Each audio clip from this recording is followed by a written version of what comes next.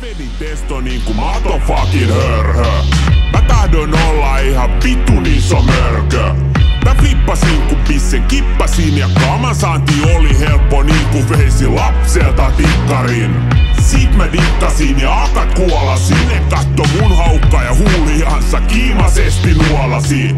Hakkan jonkun aivan sama kuhan 150 kilo penassa ei puhutella painavana. Laseran termin, roinataan koomat mä voimakkain oon ja toisaalta odotan, että joku tulee haastaa, jota pääsen paiskaamaan sut tontti, jossa itket ja pyörit ennen kuin joudut sairaalaan. Mä pidin taukokamas, mut se ei kannata. Taukomatta kasvaa haba ja lohke tammalta.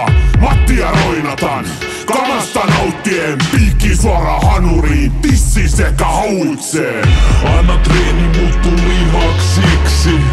Keho kasvaa ja kasvaa ja kasvaa. Niinku Arnoldi Golden siksi. Ei oo tullut vielä mitään vastaavaa vastaan. Treeni, piikki ja lepoa. Ei puolivaloilla, vaan täydellä teholla. Matti, Juhani ja roinataan. Uskalla kokeilla. Se tekee susta voimakkaan. Syön aamupalalla rautaa ja iltapäivällä pasko jopa metrin kettinkin. Päivällinen 3 kiloa nautaa, jonka jälkeen lähden salille, hiljentyy mun retriitti.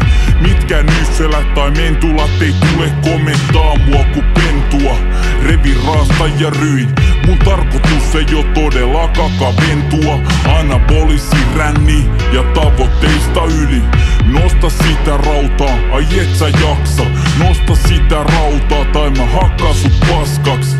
Jos ei nouse vieläkään, anna mulle rahaa. Saat semmoista kamaa, et alkaa lihas kasvaa ja rasva palaa. Kammotykit vetää puoleensa naisia, niinku takiaisia, suurin ongelma kaikista. Kainalossa roikkuu aina ämmä taikka pari. Ainoa paikka mihin pääsen naisiin karkuun on sali.